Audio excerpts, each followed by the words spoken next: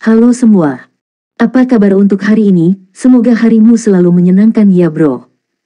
Selamat datang di channel YouTube saya. Tolong dibantu subscribe, like dan share ya, supaya saya terus semangat bikin kontennya. Wakakakak.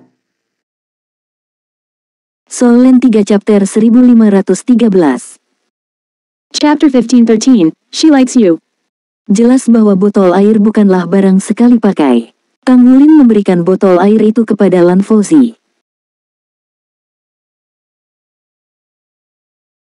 Tang Wulin memberikan botol air itu kepada Lan Fauzi. Dia kemudian melihat ke arah Roh Kudus Douluo yang berdiri di dekat Tang Wulin dan bertanya, siapa dia? Tang Wulin tersenyum, dia adalah ibuku. Dia menjawab dengan wajar yang membuat Yali sangat senang mendengar jawabannya. Dia muncul sebagai wanita tua saat ini. Wajahnya berubah menjadi senyuman yang dipenuhi dengan belas kasihan dan kebaikan. Wajah Lan Fauzi berubah, ekspresi iri melintas di matanya. Dia segera mengubah sikap tidak ramahnya terhadap Tang Wulin dan berbicara dengan Yali dengan hormat, "Halo, Bibi. Saya minta maaf karena tidak sopan sebelumnya." Yali menggelengkan kepalanya dan berkata, "Tidak apa-apa. Anda terlihat seperti gadis yang baik. Mengapa Anda berpakaian seperti laki-laki?" Jika Qiangu Dongfeng ada di tempatnya, dia juga tidak akan bisa memberitahu jenis kelamin Lan Fauzi yang sebenarnya. Namun, Yali adalah master jiwa tipe pemulihan pertama di dunia. Dia akrab dengan struktur tubuh manusia, bau alaminya dan semua organ sensorik.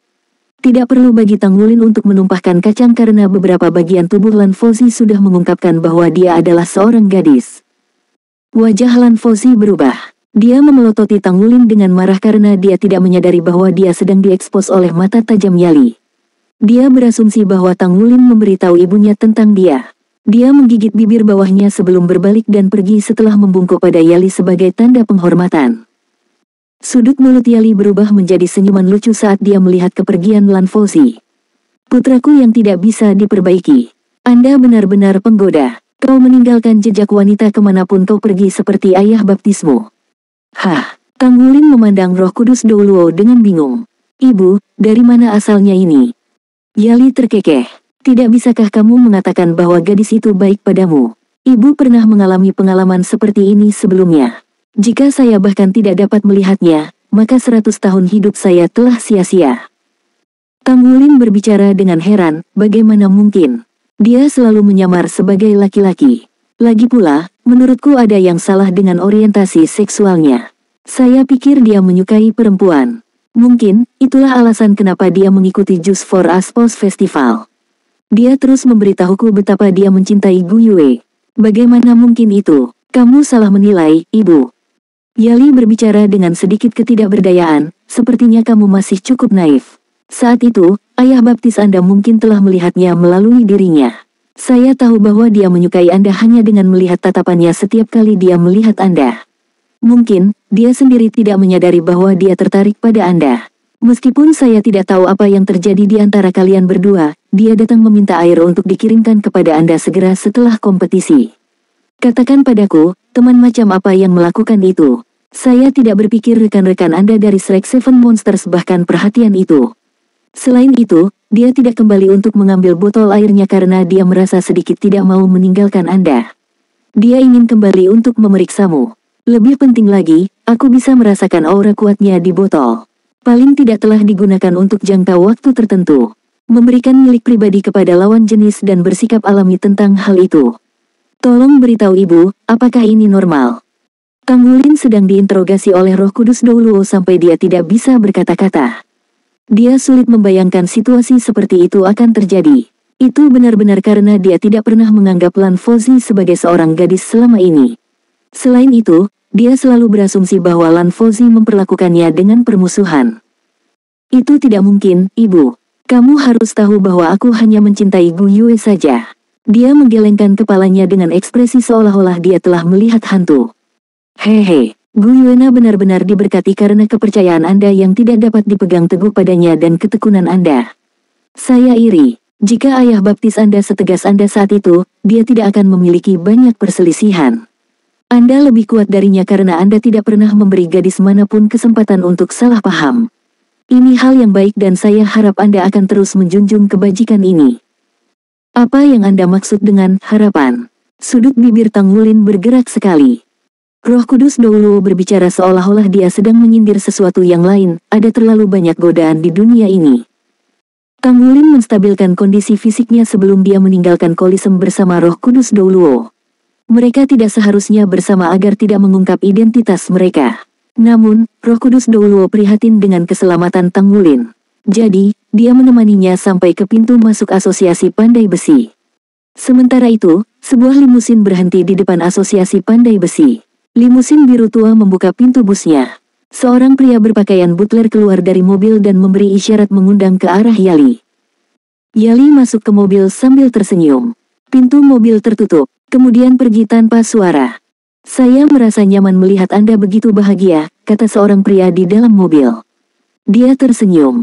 Iya, sudah lama sekali aku tidak begitu bahagia. Seseorang harus selalu memiliki harapan. Ketika seseorang penuh harapan, secara alami dia akan memiliki pandangan yang lebih cerah. Ketika seseorang masih muda, mudah untuk merasa tidak puas sepanjang waktu karena ketidakpuasan akan memotivasi seseorang untuk mengejar pengetahuan. Di sisi lain, ketika seseorang bertambah tua, dia akan ingin menetap untuk melindungi apa yang ada dan merasakan kebahagiaan yang paling berharga. Seseorang tidak akan keberatan menjalani kehidupan biasa-biasa saja setiap hari. Sebaliknya, orang akan senang melakukannya. Senang sekali kau memiliki pandangan seperti itu. Pria itu menghela nafas pelan. Tatapannya sepertinya telah kehilangan fokus. Yali tersenyum dan berkata, terkadang, saya merasa surga benar-benar baik bagi saya. Saya akan menjadi suami yang baik seperti Bro Terming dan kami telah menghabiskan beberapa dekade hidup bersama dengan bahagia. Apa yang membuat Anda tidak puas? Dia membawa saya untuk melihat setiap hal menarik di dunia ini. Ketika dia menghadapi bencana besar di usia tua, saya seharusnya meninggalkan dunia ini bersamanya. Saya merasa sangat diberkati memiliki putra yang luar biasa sehingga saya dapat menikmati kebahagiaan memiliki keluarga di usia tua. Mungkin, inilah berkah terbesar yang bisa diberikan surga kepada saya. Saya benar-benar sangat bahagia. Saya akan menggunakan sisa hidup saya untuk melindungi kebahagiaan ini. Pria itu memandang ke arah Yali dengan sedikit keheranan. Dia melihat senyumnya dan merasakan perasaan yang tak terkatakan di hatinya. Dia ingin mengatakan sesuatu tetapi tidak ada kata yang keluar dari mulutnya.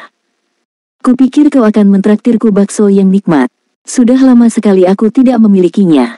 Ayo pergi sekarang. Yali tersenyum manis. Meski terlihat tua, dia tetap berhasil membuat jantung pria itu berdebar kencang.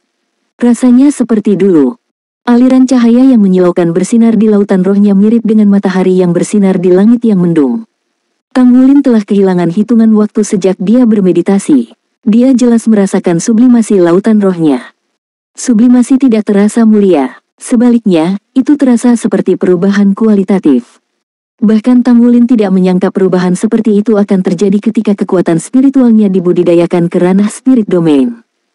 Saat ini, lapisan pancaran 7 warna ditambahkan ke warna emas awal dari kekuatan spiritual yang sangat besar di lautan rohnya.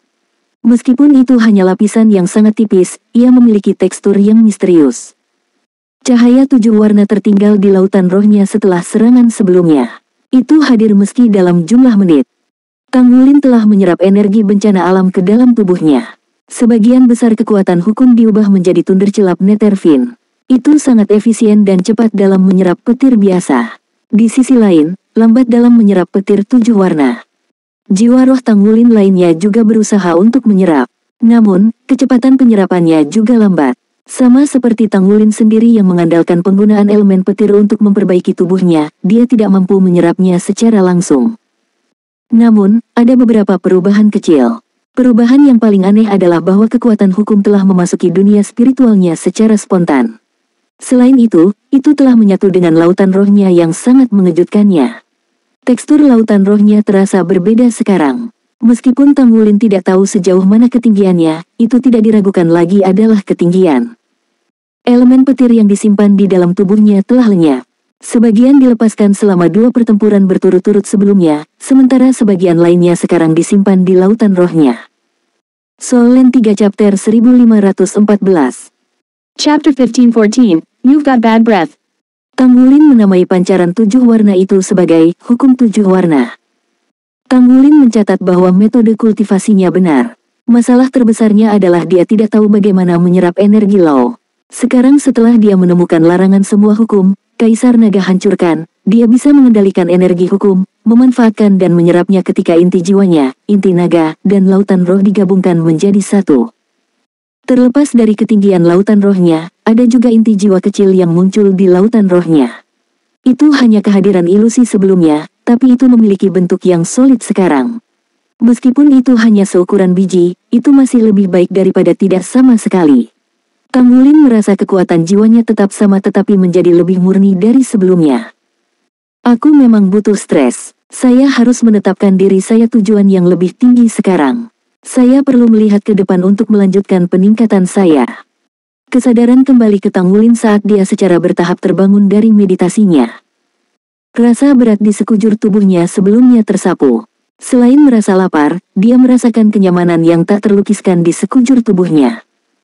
Dia memiliki keyakinan yang lebih kuat yang merupakan keuntungan terbesar yang dihasilkan oleh peningkatan kemampuannya. Itu juga memperkuat kepercayaan dirinya untuk berkultivasi dengan lebih banyak usaha. Gu Yue, tunggu aku. Saya akan mengejutkan Anda dengan kemampuan saya suatu hari nanti. Aku akan berada di sisimu dalam semua upaya masa depanmu.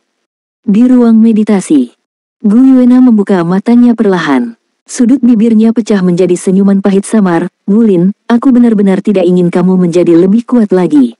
Kamu harus tahu bahwa ketika kamu cukup kuat, lawan terakhirmu akan menjadi.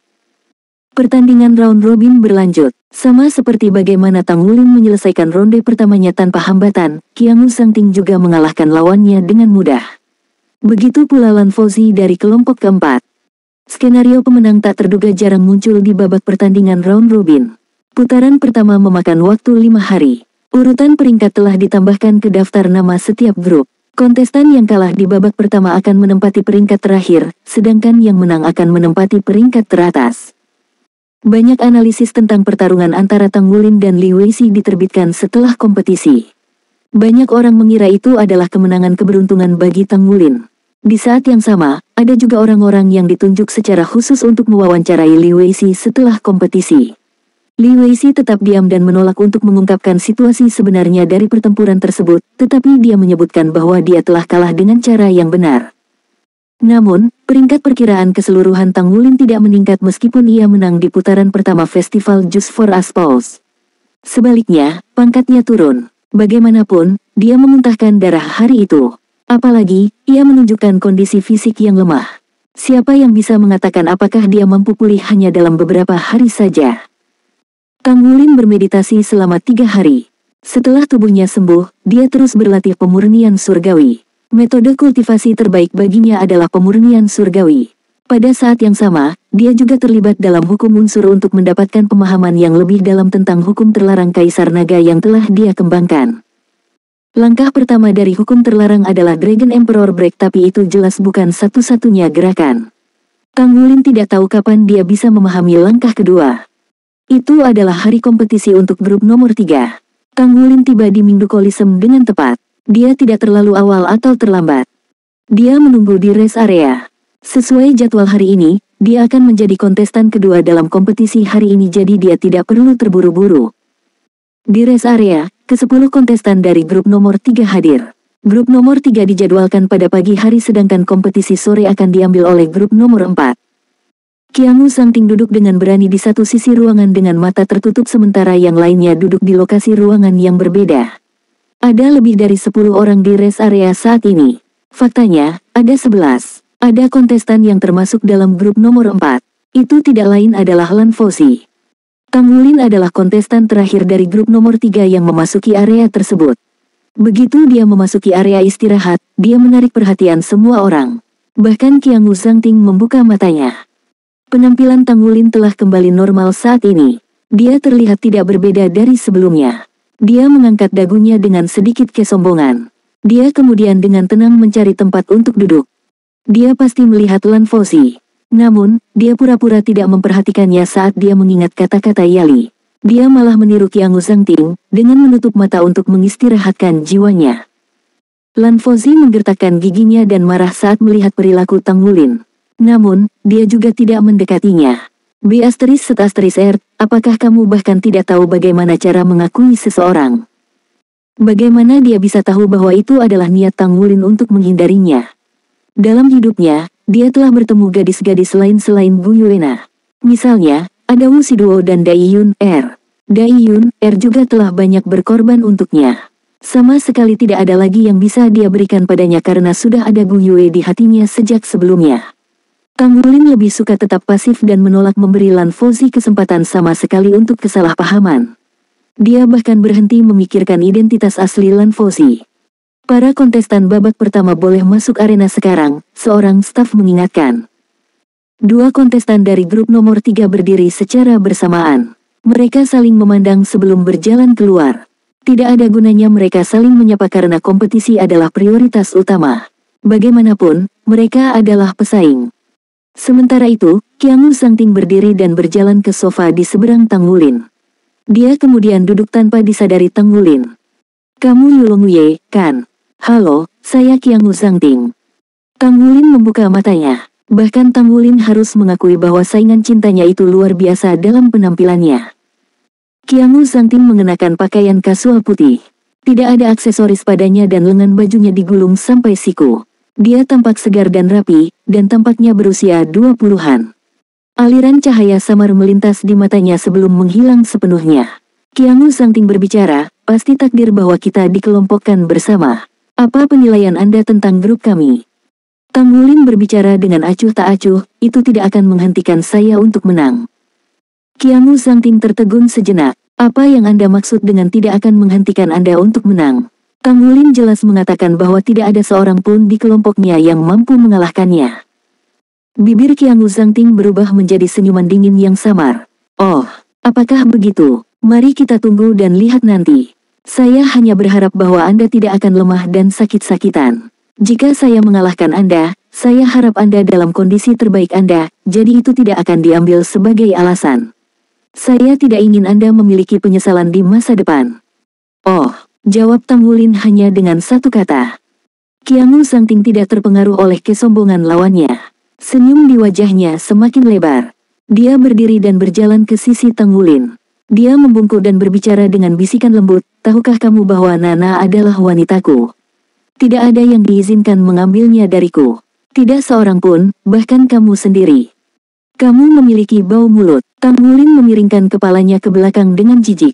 Dia sengaja berbicara keras untuk menarik perhatian semua orang. "Hehe, Lan Fauzi tidak bisa menahan diri untuk tidak cekikikan. Tang Wulin benar-benar orang yang menjijikkan. Lebih tepatnya, keduanya tercela. Ini akan menjadi acara yang agak menarik jika kedua anak laki-laki keji ini bertarung satu sama lain." Saat ini, Qiangu Zhangting terbakar amarah. Dia tiba-tiba berdiri dan melihat ke arah Tang Wulin dengan tatapan membara. Kemudian, dia mengarahkan jari telunjuknya ke Tang Wulin sebelum dia berbalik dan pergi. Dia bahkan menolak untuk menunggu di tempat istirahat.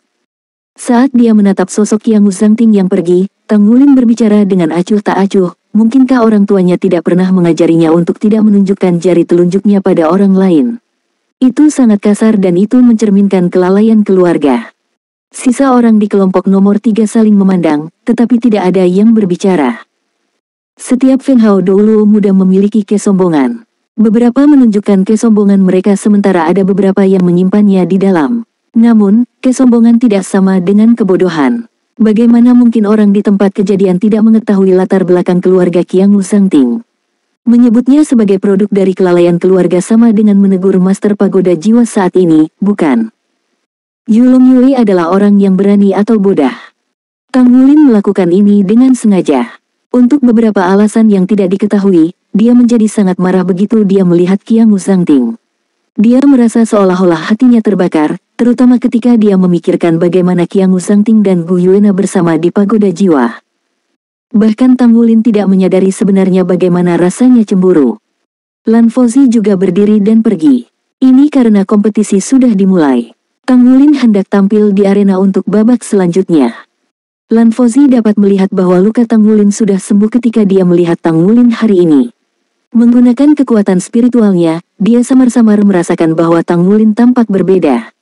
Rasanya seolah-olah ada pancaran cahaya seperti permata di sekujur tubuhnya. Itu sangat lemah, dan hanya mereka yang memiliki basis budidaya spiritual domain roh yang dapat melihat perbedaannya. Chapter pertama memakan waktu lebih lama dari perkiraannya. Itu 30 menit sebelum Tang Wulin dipanggil untuk mempersiapkan pertandingannya. Seorang pemuda jangkung dan kekar berjalan menghadap Tang Wulin, dan dia mengucapkan beberapa kata dengan sungguh-sungguh. Tidak mungkin bagi siapapun untuk tidak memiliki ekspresi serius saat bertemu dengan Feng Hao Douluo peringkat judul Douluo seperti Tang Wulin. Soul Land 3 Chapter 1515. Chapter 1515 North Tip Saber. Tidak mengatakan apa-apa, Tang Wulin mengangguk ke lawannya. Dia berjalan ke arah luar sementara dia mulai mengingat dalam pikirannya tentang kemampuan lawan yang terungkap dalam informasinya. Lawannya adalah Soul Douluo 8 cincin yang berasal dari militer. Dia adalah bakat yang secara khusus dikembangkan oleh angkatan bersenjata. Militer memiliki kemampuan yang kuat jadi tentu saja ia memiliki basis kultivasi miliknya sendiri. Di seluruh federasi, ada perwira militer yang tak terhitung jumlahnya, jadi tentu saja tidak ada kekurangan bakat luar biasa. Setiap wilayah militer akan memilih yang sangat luar biasa untuk menjadi bagian dari program penanamannya. Tentara Dewa Darah memiliki batalion Dewa Darah, dan korps tentara lainnya juga memiliki sendiri. Gale Saber Dimensi Majinchi dibudidayakan oleh Korps Tentara Selatan. Lawan Tang Wulin di babak kedua round robin datang dari Korps Angkatan Darat Utara. Lebih tepatnya, dia datang dari North Sea Fleet. Menurut keterangannya, dia adalah seorang kolonel senior yang tinggal selangkah lagi untuk menjadi jenderal. Dia bertugas di bawah yurisdiksi unit peperangan khusus ujung utara terbaik dari Armada Laut Utara. Dia adalah kapten dari unit perang khusus Tip Utara.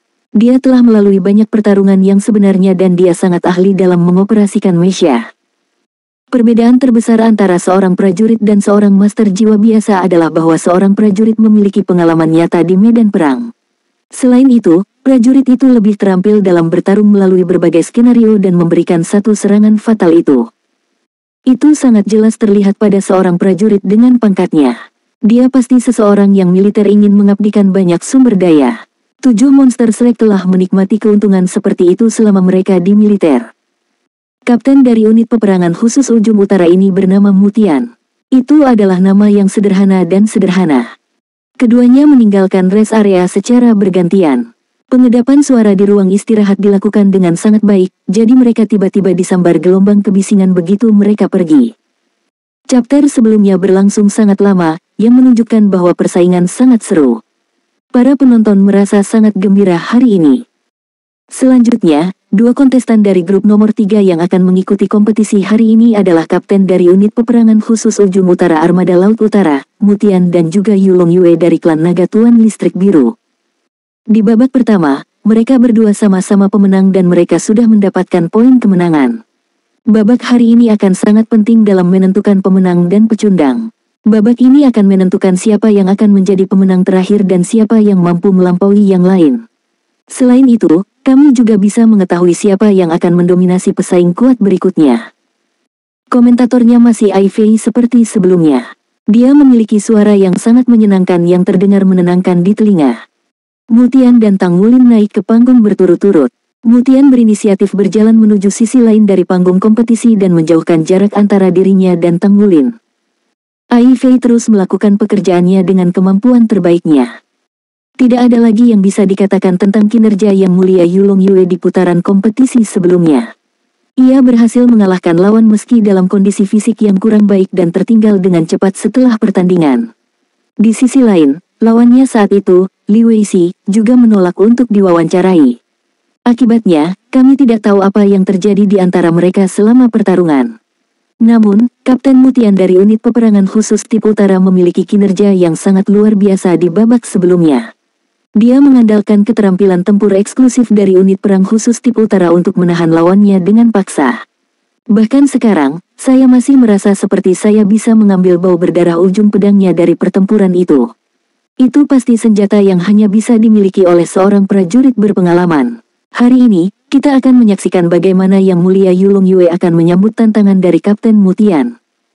Basis budidaya Tang Wulin lebih tinggi dibandingkan. Secara alami, Mutian, dengan basis kultivasinya yang lebih rendah, dipandang sebagai penantang. Karena penampilan Tang Wulin yang disengaja dari kesombongan Yulong Yue sebelumnya, dia tidak berhasil mengamati lawannya dengan cermat. Pada titik ini, dia bisa melihat kondisi lawannya dengan lebih jelas karena mereka berdiri di seberang panggung kompetisi. Mutian tinggi dan kekar, tetapi definisi otot-ototnya tidak terlalu dibesar-besarkan. Dia berdiri tegak seperti lembing, warisan militernya dipamerkan. Selain itu, tidak ada yang istimewa tentangnya, tetapi justru kesederhanaan lawan inilah yang membuat Tang Wulin lebih waspada. Apakah itu Ao Wuchang atau Li Weixi? Di mata Tang Wulin, mereka hanya dapat digambarkan sebagai memiliki beberapa ciri yang berbeda. Keterampilan pintu panggil dan ilusi bola kristal mereka adalah jiwa bela diri yang agak mengesankan, tetapi mereka sepele dibandingkan dengan milik Tang Wulin. Mutian berbeda. Jiwa bela dirinya tampak seperti pedang. Banyak prajurit memiliki jiwa bela diri yang tampak sederhana seperti ini. Namun, pria ini sama sekali berbeda. Dia tidak dihiasi oleh keterampilan yang tampak luar biasa, tetapi dia jelas akan lebih sulit untuk dihabisi daripada lawan sebelumnya. Tang Wulin harus lebih menghormati saat bertarung melawan lawan seperti ini.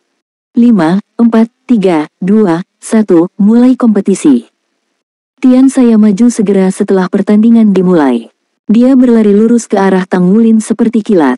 Langkahnya tidak terlalu besar atau terlalu kecil. Dia berjalan dengan gaya berjalan rata-rata, tapi kecepatannya luar biasa cepat. Selain itu, energi tajam yang dipancarkan dari tubuhnya terus meningkat saat dia maju ke depan. Ujung pedang menusuk dari atas kepalanya. Sebuah pedang sepanjang 4 kaki digantung di udara di atas kepalanya. Ujung pedang itu sangat dingin dan pahit. Ujung pedang putih salju terus menumpuk saat dia maju. Itu tidak tumbuh lebih besar tetapi pedang itu bersinar lebih terang dan lebih terang dengan sendirinya. Ketika Mutian berlari melewati setengah dari jarak di antara mereka, pedang itu sudah berubah menjadi warna pijar yang menyilaukan sepenuhnya. Mutian berteriak dan tiba-tiba mengangkat tangannya, meraih gagang pedang di atas kepalanya. Tubuhnya bergerak dengan pedang saat dia menyatu dengannya. Bagi Tang Wulin, seolah-olah lawan telah berubah menjadi ujung tombak. Dalam sekejap, ketajaman itu ada padanya. Ujung pedang berkedip dengan sinar yang menyilaukan sementara area di sisinya melengkung. Ujung pedang itu turun dalam sepersekian detik sementara Mutian turun dari langit dengan esensi, energi, dan semangatnya dibawa ke puncaknya. Itu adalah ujung utara. Setelah dia bergabung dengan unit perang khusus, Mutian mengubah nama pedangnya menjadi ini. Meskipun dia memiliki banyak bakat alami, dia mencapai titik ini karena kerja kerasnya. Dia memiliki moniker di North Sea Fleet. Dia disebut Raja 10.000 Sabre. Nama itu tidak mengacu pada kepemilikan 10.000 pedang, tetapi pada fakta bahwa dia memukul laut 10.000 kali dengan pedangnya setiap hari. Dia benar-benar berkomitmen untuk meluncurkan 10.000 serangan pedang. Orang bisa melihat bahwa dia sangat sulit dalam kultivasinya. Tidak peduli seberapa menggelora ombaknya, dia tetap akan membelah laut dengan serangan pedangnya. Ujung pedangnya dilatih dalam keadaan seperti itu. Dia berubah dari tidak memiliki ujung pedang di awal sampai ada 1 kaki, 2 kaki, 3 kaki, 10 kaki, 20 kaki, dan akhirnya 30 kaki. Pada titik itu, ujungnya bisa ditarik kembali ke pedang itu sendiri sekali lagi. Dia menghabiskan 13 tahun menjalani proses ini. Langkah tersebut dianggap berhasil dibudidayakan setelah ujung pedangnya dapat sepenuhnya menyatu kembali ke dalam pedang. Dia menamai gerakan ini, pembagi 2 dunia. 2 dunia dibagi dengan 1 pedang menjadi 2 prinsip yang berlawanan, yin dan yang. Tang Wulin memilih untuk tidak terus berdiri di tempat yang sama kali ini. Dia melompat dan berlari menuju ujung utara Mutian. North Tip Sabre tidak dilengkapi dengan ujung yang tajam, tetapi energi pedang yang sangat dingin telah mempengaruhi seluruh tahap kompetisi. Bahkan dalam keadaan seperti itu, Tang Wulin masih mampu berlari menuju energi pedang tajam yang tak terlihat, yang cukup untuk membuat ekspresi Mutian berubah suram.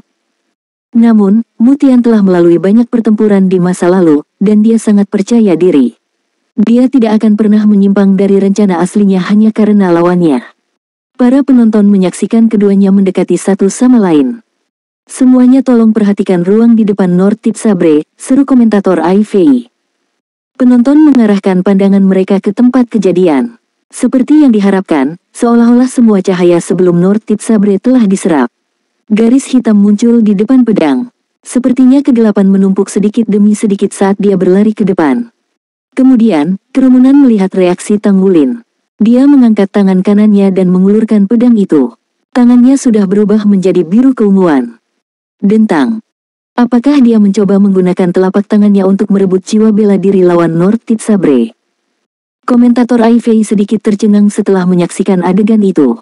Dia juga seorang master jiwa. Meskipun dia bukan orang yang kuat, dia telah melalui banyak studi kasus pertempuran sebelumnya. Karena alasan inilah dia diundang menjadi komentator acara ini. Sungguh pemandangan yang langka melihat seseorang yang bisa menggunakan tangan kosong untuk langsung meraih senjata lawan sebagai gerakan pertamanya. Selain itu, Nortip Sabre terkenal sebagai pembagi dua dunia. Tingkat ketajamannya benar-benar menakutkan. Mungkinkah itu dipegang dengan tangan kosong? Apakah dia mencoba kehilangan tangannya? Soul Land 3 Chapter 1516.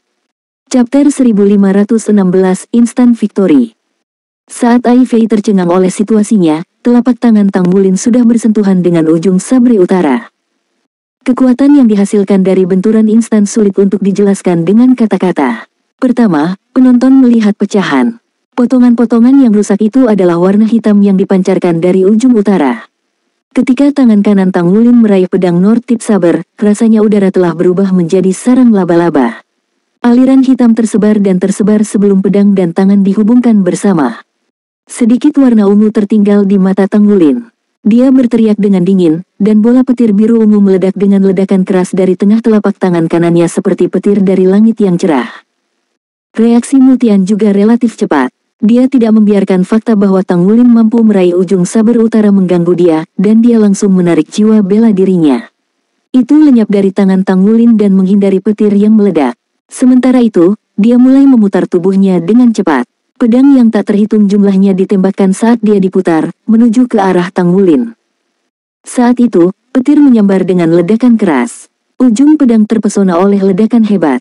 Tidak mungkin Mutian bisa mendekati Tang Wulin. Tang Wulin masih belum mendarat di tanah saat dia dengan cepat berlari ke samping. Sesuatu yang sangat menakutkan sedang terjadi.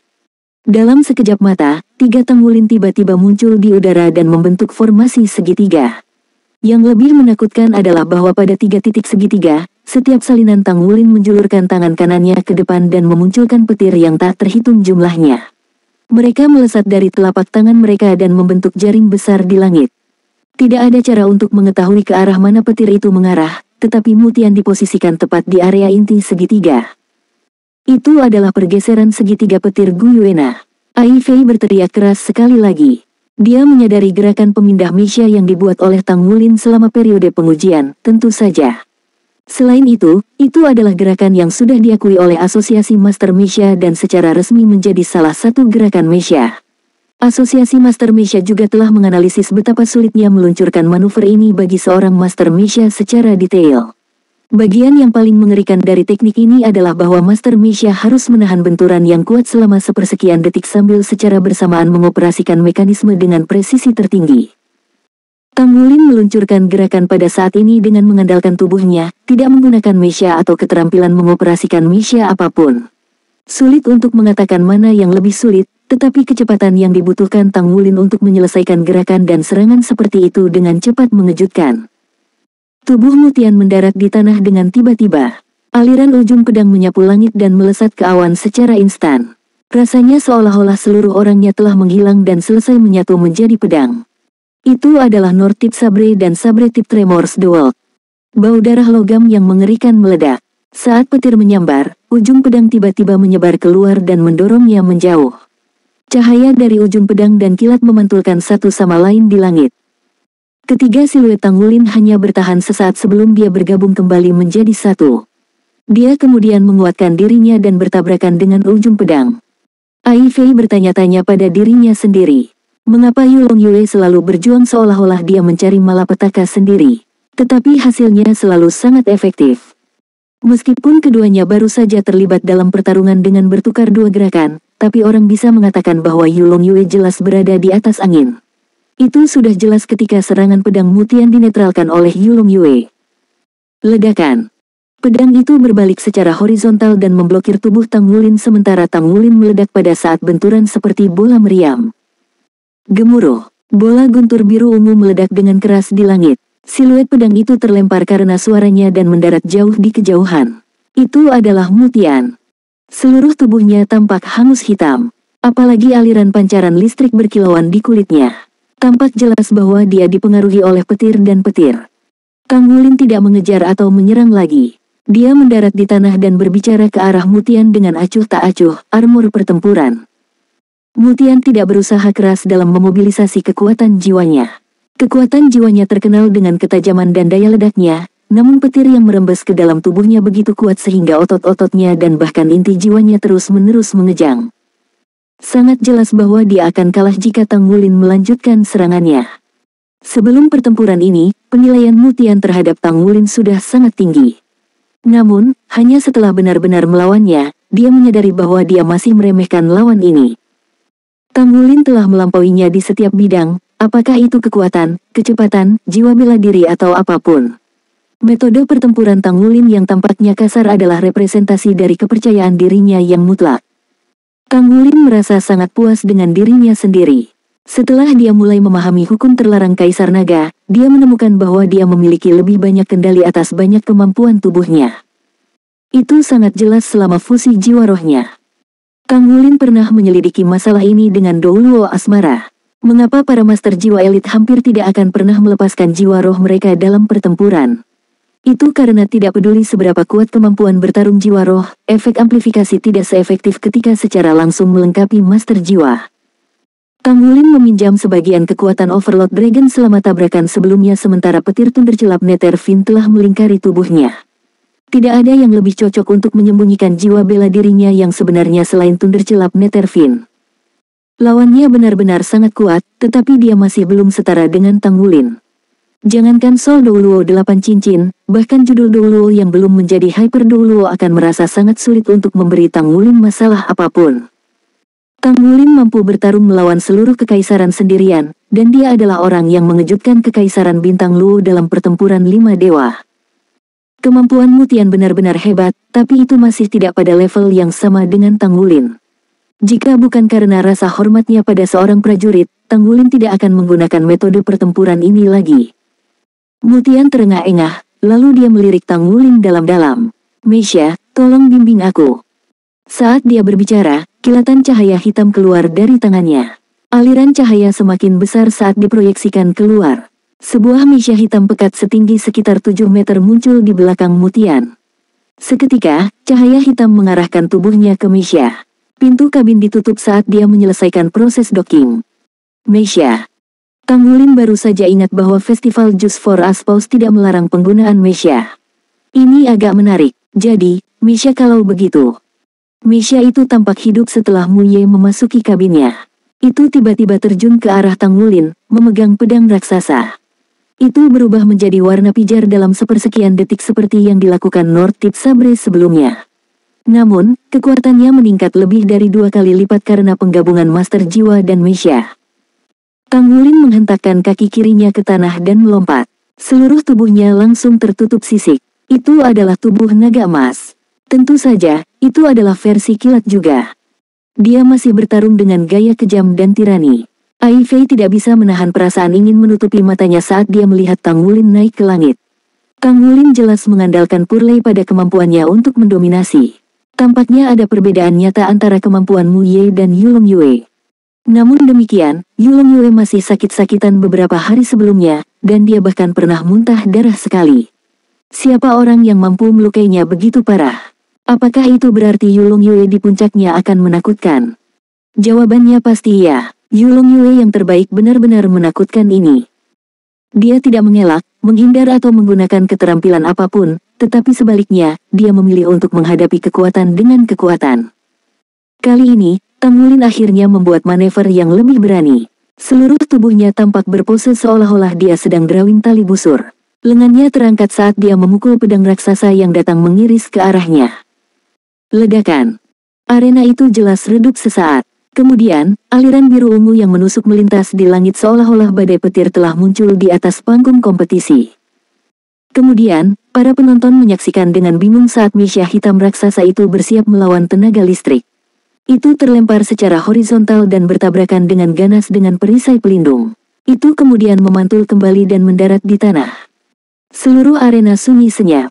Lengan kanan Tang Wulin benar-benar biru dan ungu. Warnanya tampak tembus cahaya. Saat dia melayang di udara, dia tampak seperti dewa petir yang turun. Kompetisi telah berakhir. Ai Fei menelan ludah dan berkata dengan sedikit kesulitan, pertandingan telah berakhir. Kontestan Yulong Yue sekali lagi meraih kemenangan di babak kedua round robin.